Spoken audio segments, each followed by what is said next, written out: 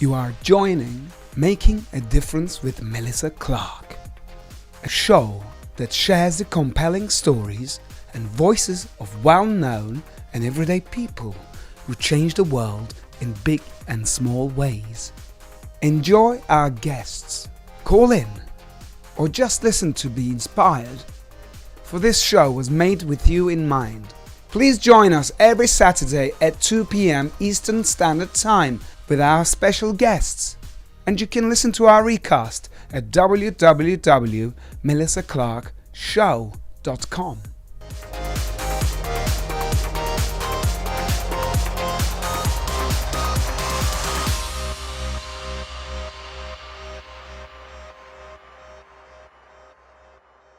Hi, this is Melissa Billy Clark, and on this episode of Making a Difference, we speak with Jeffrey Gurian.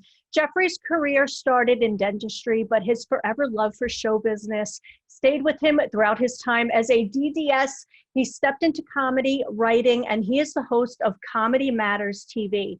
This is going to be a two-parter. Next week, we're going to be interviewing Jeffrey on his stuttering disorder that he had, and we'll be featuring it in this fall's edition of Preferred Health Magazine. We also touch upon his spirituality. So this week we speak to Jeffrey about his amazing career. I had such a fun time doing research on you, Jeffrey, because you are extremely interesting. You were a young boy who wanted to become a doctor, but you also had an itch for show business. And that's what you did. In the 80s, you were all over the news. I mean, we're talking networks. This is not internet. You know, these were big networks, and you were doing interviews. So you were considered the dentist who can write comedy. Tell us about your life then. Thank you so much, Melissa. It's so great to be on with you, first of all. Thank you. Yeah, it's been a very interesting ride. When I was 12 years old, I knew I wanted to be a doctor. And I also knew that I was too sensitive to be a physician, an MD, because I knew I couldn't handle life and death situations. And I thought to myself, what kind of doctor could I be that I would really enjoy? And so I decided I wanted to be an orthodontist at the time. I was wearing braces, and I said, this is nice because you can make people look beautiful. And so I'm 12 years old. I decide that I want to be a dentist. Mm-hmm. And I'm already writing comedy. I was writing comedy for the amusement of my friends. And my whole life has been that split. And I could never decide which I liked best. So I wound up doing them both, which is not easy. It's not easy at all. Well, you're funny and you have a wonderful smile, if I might add. Thank you so much. It helps in comedy if you're funny. It definitely helps. And so when I was a junior in dental school, I managed to meet Woody Allen, who had been my idol in comedy. And there were only 3 people I ever wanted to meet at that time: Woody Allen, Salvador Dali, and the Beach Boys. And I got to meet them all, you know. And so when I got out of school and I was practicing, my nurse had strict instructions: never interrupt me unless it was for show business. So, you know, I was writing for Joan Rivers and Rodney Dangerfield and Jerry Lewis, even a lot of big stars. Yes. Because, you know what? I never wanted to look like a novelty. Like, I'd be on the Ed Sullivan Show. Like, he has a knife throwing act. He spins plates. He's a dentist. You know, I wanted people to take me seriously. Yeah. So I knew I had to work with very big stars in order to establish a career for myself. And so my nurse had instructions: never interrupt me unless it's for show business. So she'd come in and she'd say, Dr. Rivers is on the phone, or Dr. Lewis is calling. The only one no one believed was Dr. Dangerfield. No one ever believed that there could be a Dr. Dangerfield, and there wasn't. Yeah. So my career progressed, you know. I started writing. I started bringing my stuff up to Saturday Night Live when the show first came out.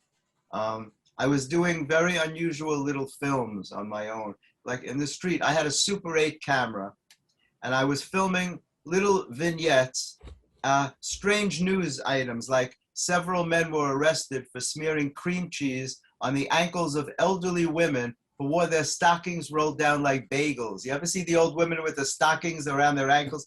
It looked like bagels to me. So I got my dear grandmother to make believe that she had a Jewish accent. You know, she was born in this country, but she had a great sense of humor. She and my grandfather owned a nightclub, and they were very much show business people. So I said to her, I want to make this film. So she actually let me put cream cheese on her ankles. I saw that. I did that to my dear grandmother. I put cream cheese on her ankles, and and she said, in the Jewish religion, we have two kind of stockings, one for milk and one for meat. And this crazy man, he smeared cream cheese on my meat stockings, and I can't get it off. And then I zoom in on the stockings, So I was doing these kind of wild films, and Saturday Night Live started, and I thought to myself, I must be involved with these people. So at the time, I was driving what could only be described as a pimp mobile, which was it was a mandarin orange Cadillac Eldorado that had been made for one of the Isley brothers. And he decided not to take it. And it was the first car that I ever bought for myself. And my wife didn't understand. She's like, we're Jewish and we live in Scarsdale. Why am I driving an orange Cadillac? And I put a Rolls Royce grill on it, like the pimps drove with the big white wall tires, but it had doctor's plates. So it was very confusing to people. Yeah. And I drove up to 30 Rock, which is where Saturday Night Live still is after 40 something years. And in those days, there was no terrorism. You could drive right up to the building. So I pulled up in front. I had a CB radio that was in the shape of a telephone because there was no cell phones in those days. Yeah. And I pulled up to the building and I said to the doorman, watch my car, Lorne Michaels is expecting me. And Lorne Michaels had never heard of me, but I was a young kid and I had a lot of nerve in those days. And I snuck past the security guards and I got in the elevator and I went up to Saturday Night Live and I met Alan Zweibel, who has gone on to become an award-winning writer, producer, director. He's done many films. He just did a thing with his new movie with Billy Crystal and Tiffany Haddish is in all the theaters. It's called Here Today. Interesting. And I just spoke to him this past week. We've been friends all these years. He never forgot cream cheese on the ankles. He said he could never get that out of his mind. That's such an interesting humor. I really love that humor a lot. I really do. I appreciate that. I like silly humor. I don't know if you saw this book. I wrote a whole book about it. Man robs bank with his chin. And it's a whole book of unusual stories that I wrote that I got, I used to write for the Weekly World News, which is the precursor to The Onion. And they told me that my stories were so bizarre that they gave me my own column. And it was called Gurian's World of the Bizarre. And on this particular book, I got quotes from Richard Lewis, from Curb Your Enthusiasm. Yes. Listen to what Richard Lewis wrote. He wrote, these hilarious stories and the author's longtime reputation as a top comedian makes you wonder why he isn't selling out clubs in North Korea. And that's from Richard Lewis. And Colin Jost from Saturday Night Live wrote, ever since I met Jeffrey Gurian, good things started happening to me. Coincidence? Yes. And Nick Kroll, the great Nick Kroll wrote, Jeffrey Gurian asked me to write a blurb for his book, and this is it. So it's so great that you have all these people. Now, there was a wonderful documentary made about you. It was called Who the F is Jeffrey Gurian? And these are things that you actually talk about in this documentary. And the part of Woody Allen grabbed my attention, so I'd like for the audience to take a look. It used to bother me. I remember laying in bed as a kid thinking, well, I want to be a dentist and I like show business. But you can't combine them. I was in dental school. I was only focused on that and on meeting Woody Allen. That was my dream. He was in a show called Play It Again, Sam at the time. The night of the show, I left a note on the back of my dental school card. Woody, I'm here, and I'll be coming backstage during intermission. So intermission came, and the stage manager was there, and I said, yeah, Woody's expecting me. He's in Tony Roberts' dressing room with the entire cast. Woody's sitting on a couch, and I look in, and I go like this to him. And he goes, and I'm like, yes, you. And he's actually holding my card, and he says to me, you must be Jeff. I lose it. I started saying ridiculous things like, let's open up a day camp and throw winter clothes at people. He goes, this guy's an effing nut. He goes, I said to him, I write comedy. I was hoping that you would look at it. He looked at all of my ideas. He didn't wind up saying, hey, Jeffrey, let's make movies together, as I had dreamed. But he said to me, hey, your stuff is very visual, and you should really think of making a film out of it. So how did it make you feel having Woody Allen look at your pieces and he actually liked it? Because you guys do have similar humor. Yeah, it was very exciting to me. You know, I remember Woody from when he used to do stand-up comedy. Mm-hmm.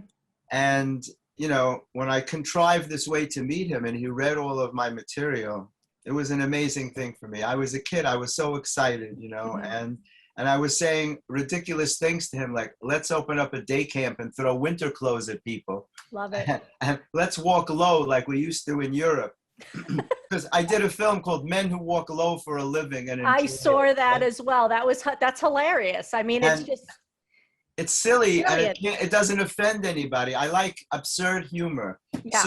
So he said to me, your comedy is very visual and you should think of making a film out of it. Now, when they did the documentary about me, which of course is a great honor, and you know, telling people to watch a film about you is the exact opposite of humility.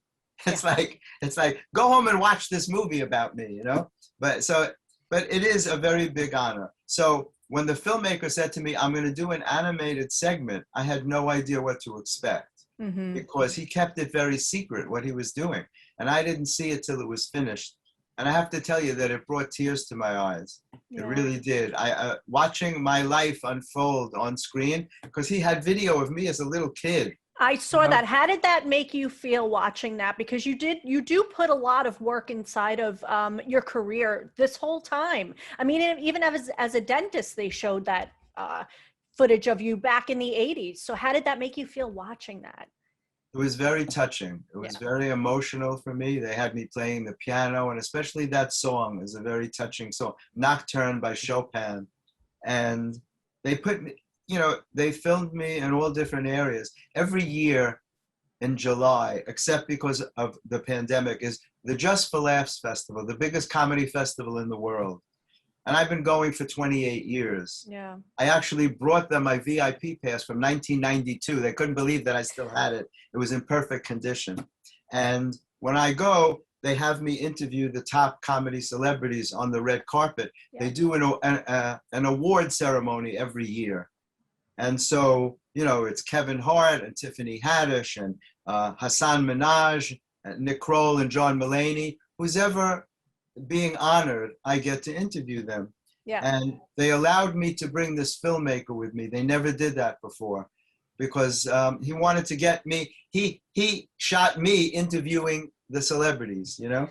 And so I got special permission, and they said, Jeffrey, only for you would we do this.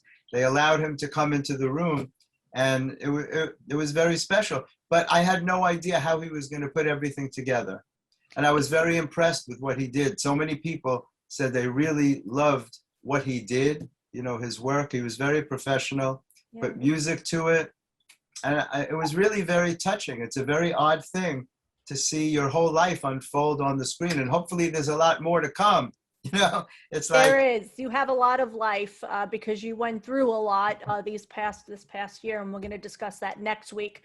But you know, throughout the documentary, I had mixed emotions watching this because it's about your life, almost becoming a household name, and then it got taken away from you. However, don't have pity on Jeffrey, because every comedian and actor knows who he is, and that's so impressive. You go on ththese red carpets, and they're fanning out for you. How cool is that, Jeffrey? Isn't that interesting, though? I love it. You know, I don't even grasp the enormity of it. It's very interesting that I'm on a red carpet, you know. First of all, doing a red carpet is very intense. Yes. You know, your time is very limited. These are big stars. Their publicists are pulling them away from everybody. You're online. You're in competition with NBC, CBS. Every network is there.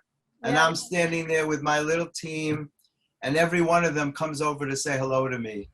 You know, they know exactly who you are, and I swear to God, they're fanning out. I think it was Brad Williamson. He goes, I had no idea about your life is so interesting, and he had so much respect for you. It was so wonderful to see that. How does that make you feel when these big celebrities are coming to you and say, hey, you know, we know who you are, man. I mean, you have some career. It's very gratifying. It really touches my heart. Brad Williams, by the way, not Williamson. I'm Brad Williams. No, it's okay. Brad Williams is amazing. He's a great comedian.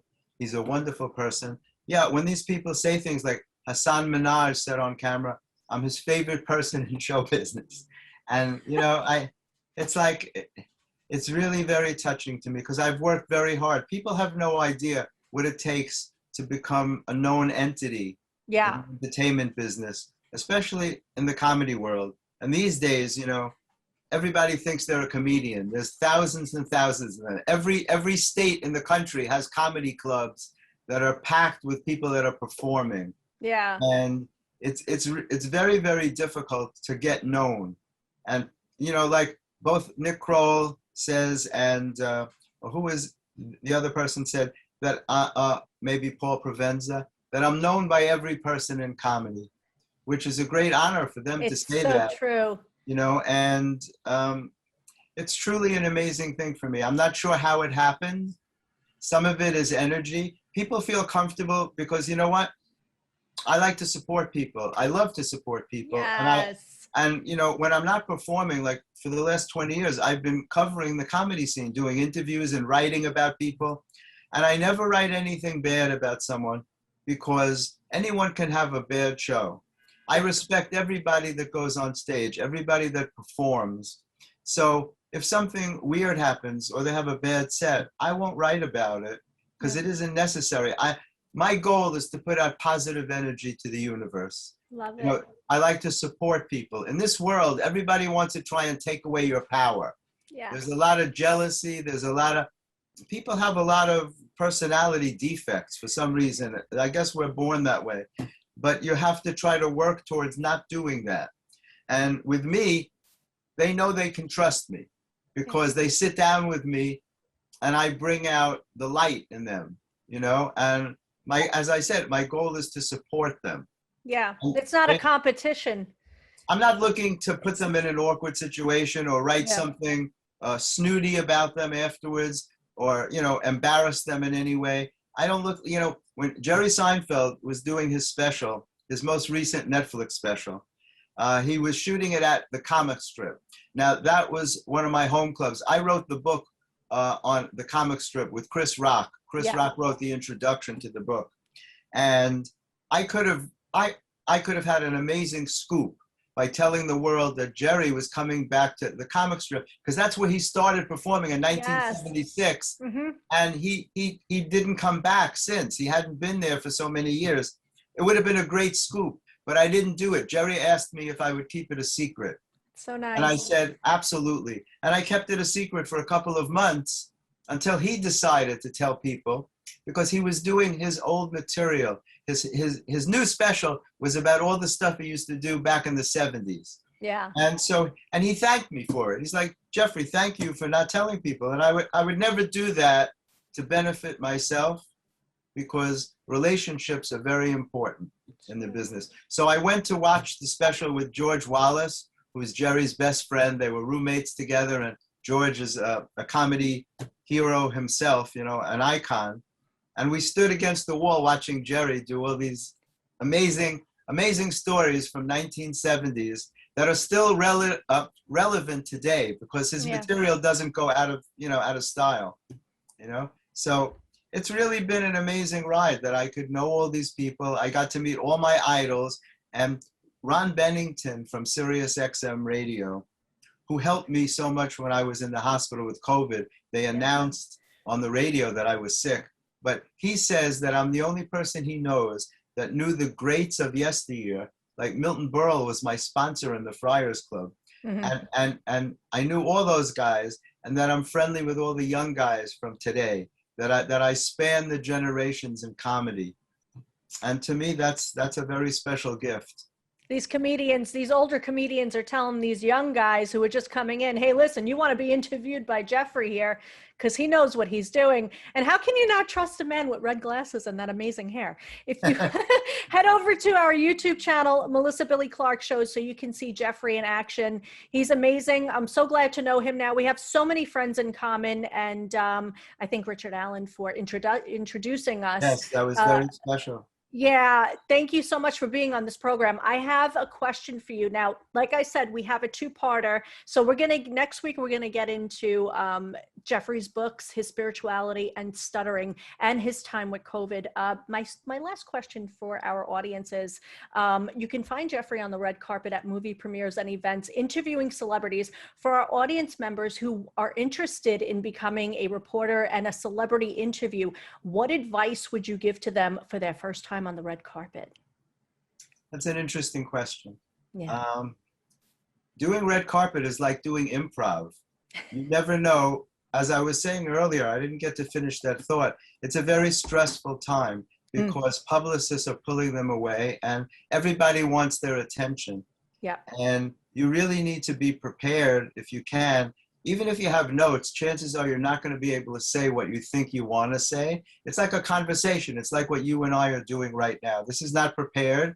We're having a conversation. And you have to be able to do that, even if you're in awe of the person. The one person that I was excited about that I didn't know was going to be there, Steve Carell, is hilarious to me. And I'm a big fan of his. Yeah. I was on the red carpet. I think I was just interviewing Amy Schumer, who's a dear old friend.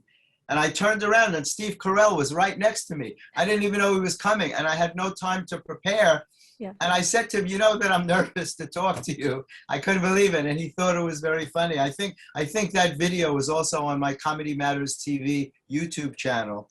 But I want to say one last thing too, that by knowing all these young comedians, I was able to do a really big show at the Cutting Room. It was in celebration of my 1-year anniversary recovering from COVID. Yeah. And I had Vlad Camanio from the CBS show, Tommy. He co-starred with Edie Falco. And Derek Gaines was on the show from The Last OG with Tracy Morgan.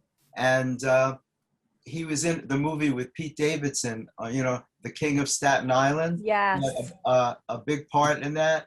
And Daniel Simonson from The Colbert Show. I put together an amazing show at the Cutting Room, that very upscale venue. It's a wonderful place. Yeah, yeah. Because I like to do shows at upscale venues. To me, that's like an old-time nightclub. You don't get to see that much because most comedy clubs are small and people are packed in.